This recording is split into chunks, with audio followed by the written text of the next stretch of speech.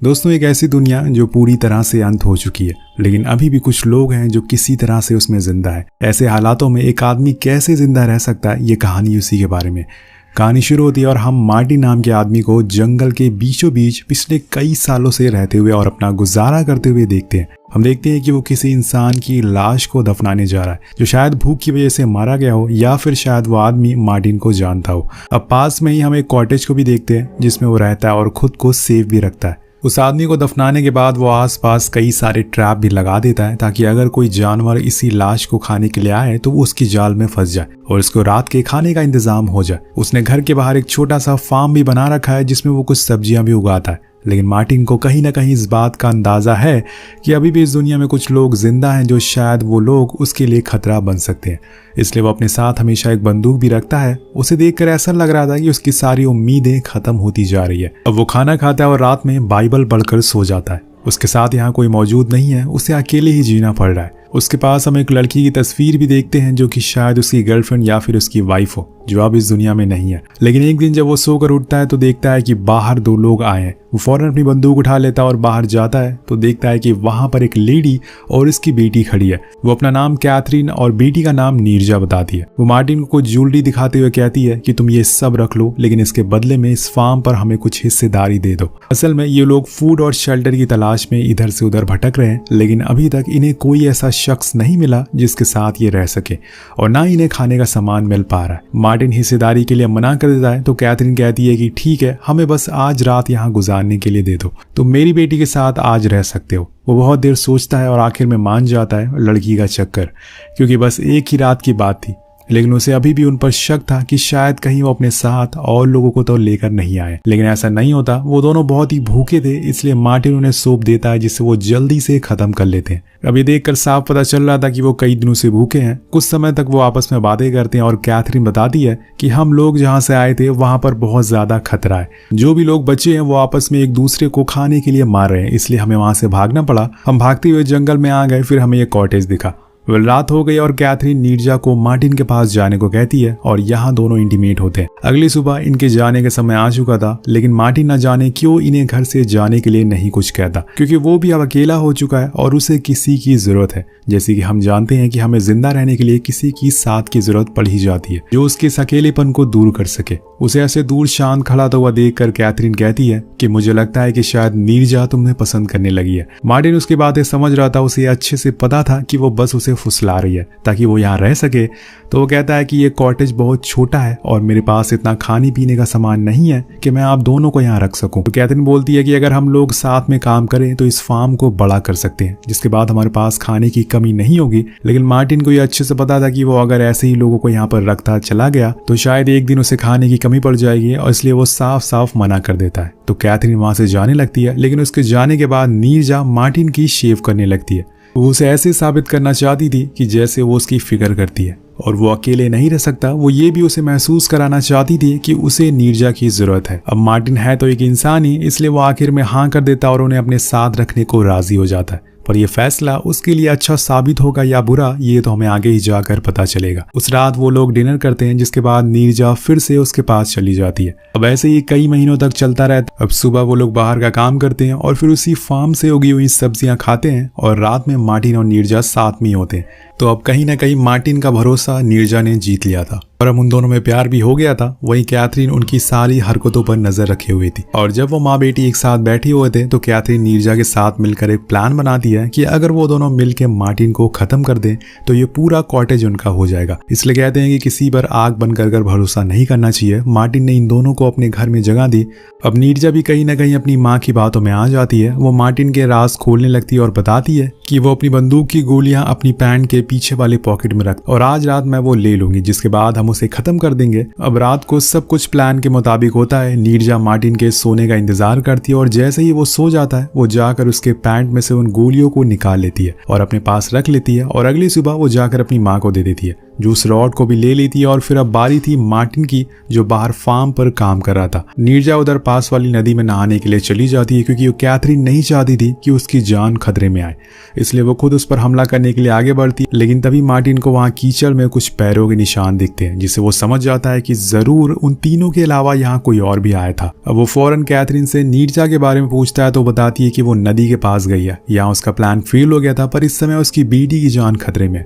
वो भागते हुए नदी के पास जाते हैं, लेकिन नीरजा वहां नहीं थी। हम देखते हैं कि एक आदमी ने उसे पकड़ लिया है और वो उसे लेकर झाड़ियों में छुपा हुआ है। जब वहां मार्टिन जाता है तो उस आदमी पर बंदूक तान देता है। वो अपनी पॉकेट चेक करता है गोलियां निकालने के लिए, तो गोलियां वहां पर गायब थी। तो वो समझ जाता है कि ये काम जरूर नीरजा का है।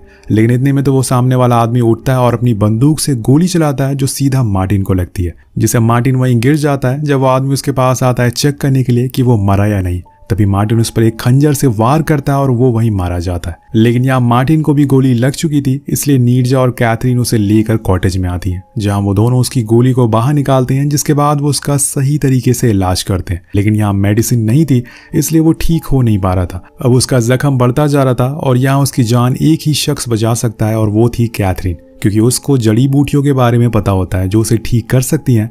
लेकिन उसके दिमाग में अब ये बात आने लगी थी कि अब उसे मार्टिन को मारने की जरूरत ही नहीं है, क्योंकि वो खुद ब खुद मरता जाएगा। मार्टिन अब कहीं बाहर नहीं जाता था, क्योंकि खुद उसे महसूस होने लगा था कि वो ज्यादा दिन तक जिंदा नहीं रह पाएगा। वो कमजोर होता जा रहा था, और एक रात जब उसको दर्द ज्यादा बढ़ जाता है तो वो नीरजा को अपने रूम में बुलाता है और उसे अपने घाव को साफ करने को कहता है, पर उसी दौरान वो बेहोश हो जाता है। अब बाहर आकर नीरजा अपनी माँ से कहती है कि हम जो कर रहे हैं वो गलत है, क्योंकि इसी आदमी ने हमारी जान बचाई थी और अब हम उसे ऐसे मरने नहीं दे सकते। तो कैथरीन कहती है कि अगर तुम्हें रोज खाना चाहिए तो उसे मरना ही होगा, क्योंकि इस कॉटेज में सिर्फ 2 लोगों के लिए खाना बचा हुआ है। अब नीरजा अपनी माँ से कहती है कि अब आपकी उम्र हो गई है, अगर आपको कुछ हो गया तो मैं अकेली पड़ जाऊंगी, लेकिन अगर मार्टिन जिंदा रहा तो वो मेरा ख्याल रख सकेगा, मुझे सेफ रख सकेगा। अब थोड़े समय सोचने के बाद कैथरीन को उसकी बातें सही लगती है, तो वो जाकर मार्टिन का इस बार सही से इलाज करती है, जिससे कि कुछ समय बाद वो अच्छा महसूस करने लगता है। लेकिन क्या कैथरीन के मन में अब उसे मारने का ख्याल नहीं आएगा? और आपको क्या लगता है कि क्या इस जंगल में बस यही लोग हैं? अगर इनके पास किसी आदमखोर लोगों का ग्रुप आ गया जो इंसानों को खाता है, तो ये क्या करेंगे? अब धीरे धीरे करके इन तीनों में सब कुछ ठीक होता जा रहा था। ये एक दूसरे पर भरोसा करने लगे थे। लेकिन एक रात उनके दरवाजे पर कुछ लोग दस्तक देते हैं, जिसे ये सभी कांप जाते हैं। नीरजा कहती है कि क्यों ना हम उनका मुकाबला करें। लेकिन जब मार्टिन बाहर देखता है तो उसे पता चलता है कि बाहर तकरीबन 6 से 7 लोग हैं, जिनके पास हथियार भी हैं, और यहाँ मार्टिन के पास सिर्फ 2 गोलियां हैं, जो बहुत ही कम है। इसलिए उन्हें इस समय बस चुपचाप बैठे रहना होगा और ये दुआ करते रहना होगा कि वो लोग अंदर ना आए, क्योंकि वो इनका सारा सामान उठाकर ले जाएंगे। वो पूरी रात ये तीनों ऐसे ही बैठे रहते हैं, और जब सुबह होती है, शांति होती है, तो हम बाहर का मंजर देखते हैं। उन्हें पता चलता है कि उन लोगों ने इनकी सारी फसलें खराब कर दी है, और जो पकी हुई सब्जियां थी उन्हें भी वो अपने साथ ले गए।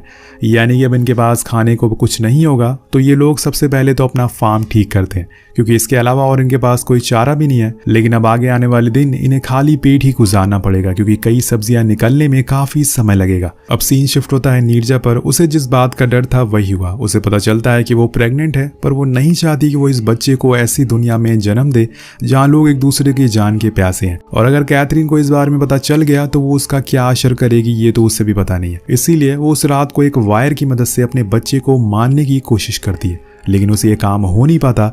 अब अगली सुबह जब कैथरीन बाहर जाती है तो उसे पता चलता है कि उसने जो कुछ दिनों पहले ट्रैप लगाया था उसमें एक भी जानवर नहीं फंसा और ना ही कोई सब्जी उगी थी। इसलिए वो कॉटेज पर वापस लौट आती है और नीरजा के पास जाकर लेट जाती है। उसके मन में अब एक और बार मार्टिन को मारने का ख्याल आ रहा था, इसलिए वो नीरजा से फिर वही बात बोलती है और इस बार नीरजा फिर से उनकी बात मान लेती है। अगले दिन कैथरीन जंगल से कुछ जहरीले मशरूम लेकर आती है, जिसके बाद नीरजा जाकर उसे मार्टिन को दे देती है। अगले दिन जब वो लोग सोकर उठते हैं तो कैथरीन मार्टिन से कहती है कि अब वो लोग इस कॉटेज को छोड़कर जा रहे हैं, लेकिन मार्टिन उन्हें मना करता है क्योंकि अब उसे उनकी आदत हो गई थी। अब नीरजा भी अपनी माँ के साथ जाने से मना कर देती है। इसी दौरान हम देखते हैं कि कैथरीन को उल्टियां होना शुरू हो गई है, यानी कि वो जहर नीरजा ने मार्टिन की जगह अपनी माँ कैथरीन को दे दिया था, लेकिन उसने ये गलती से नहीं बल्कि जानबूझकर किया था। मे बी उसने ऐसा इसलिए किया क्योंकि वो नहीं चाहती कि उसकी माँ मार्टिन को मारे। अगर वो अपनी प्रेगनेंसी के बारे में अपनी माँ को बता दी तो शायद वो उसे मार देती। इसलिए उसने ये कड़ा फैसला लिया। कैथरीन की तबीयत अब बिगड़ने लगती है, इसलिए वो मार्टिन से कहती है कि वो उसकी नस काट दे और उसे मौत के बाद उसे यहीं दफना दे, क्योंकि वो नहीं चाहती कि उसकी मौत बहुत ही दर्द भरी हो। मार्टिन सेम वैसे ही करता है, पर वो जब उसे दफनाने के बाद कॉटेज के लिए वापस आ रहा था तो वो देखता है कि कैथरीन के लगाए हुए ट्रैप पर 2 खरगोश फंसे हुए हैं, जिसे देख कर वो मन ही मन सोचता है कि अगर कैथरीन इतनी जल्दी फैसला नहीं लेती तो शायद आज जिंदा रहती, क्योंकि उन 2 खरगोश में 3 लोग का खाना आराम से हो सकता था। तो जल्दबाजी में कोई भी फैसला नहीं लेना चाहिए।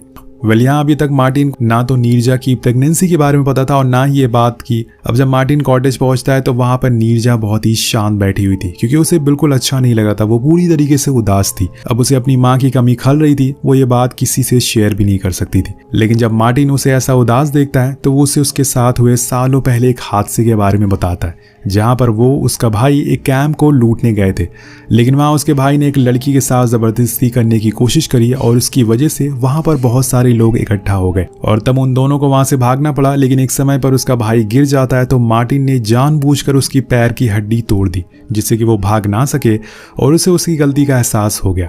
वो नीरजा को यही समझाना चाह रहा था कि उसने जो भी अपनी माँ के साथ किया वो सही था, क्योंकि कभी कभी हमें जिंदगी में कड़े फैसले लेने पड़ते हैं जिसमें हमें किसी अपनों को खोना पड़ता है, लेकिन उसमें गलती उन्हीं की होती है।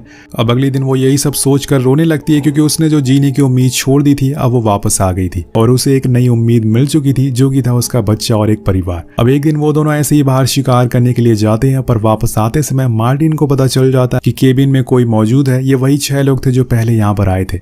मार्टिन कहता है कि तुम्हें जाकर वो बीज लेकर आना होगा, क्योंकि अगर वो हमारे पास रहा तो हम उसे और फसल उगा सकेंगे। तो वो कॉटेज के ऊपर से उसके अंदर जाती है और उन सारे बीजों को ले लेती है। लेकिन आते समय वो एक खंजर भी उठा लेती है और इसी चक्कर में उससे आवाज हो जाती है और बाहर खड़े लोगों को पता चल जाता है कि अंदर कोई मौजूद है। वो फौरन अंदर जाते हैं, लेकिन तब तक नीरजा बाहर आ चुकी थी और अब वो दोनों भागने के लिए तैयार थे, लेकिन अब उनका पीछा वो सभी कर रहे थे। इसलिए मार्टिन कहता है कि तुम यहाँ से भाग जाओ, क्योंकि वो नहीं चाहता था कि उसका बच्चा भी मारा जाए। अब नीरजा को भागने को कहता है और तब तक वो उन लोगों का ध्यान भटकाता है। नीरजा भागने लगती है, लेकिन उसके पीछे एक शख्स पड़ गया था, तो वो उसके ऊपर खंजर से वार करने की कोशिश करती है, लेकिन उससे पहले उसका पैर एक ट्रैप में फंस जाता है जो कि इन्हीं लोगों ने लगाया था। इसी का फायदा उठाकर नीरजा वहां से भाग जाती, पर उसे भागते हुए एक दूसरा आदमी देख लेता है और वो उस पर तीर चलाता है, जो जाकर मार्टिन को लग जाता है, जिससे कि वो वहीं गिर जाता है और इसी का फायदा उठाकर नीरजा वहां से दूर भाग जाती है। वहीं दूसरी ओर वो लोग मार्टिन को पकड़ लेते हैं और उसे ऐसे ही जिंदा जलाकर खा जाते हैं,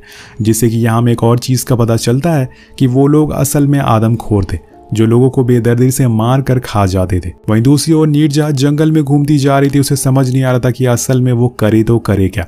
उसके पास ना तो खाने को कुछ खाना और ना ही रहने के लिए कोई घर है। वो ऐसे ही पागलों की तरह जंगल में घूमती रहती है, पर एक दिन ऐसे ही घूमते घूमते वो रोड पर आ जाती है, जिसके दूसरी साइड एक फेंसिंग लगी थी जहां पर कुछ गार्ड्स खड़े थे और फेंसिंग के दूसरी साइड भी बहुत सारे इंसान रह रहे, और ये शायद वो बचे हुए लोग हैं और उन्होंने एक कॉलोनी भी बनाई है जहां पर वो इन आदमखोर लोगों से बचकर रह सकते हैं। उसके करीब जाने पर कुछ गार्ड्स आकर उसका सामान उठा लेते हैं और वहीं खड़े रहने को कहते हैं। तब एक फीमेल गार्ड उसे पूछती है कि क्या तुम प्रेग्नेंट हो, तो वो कहती है कि हाँ।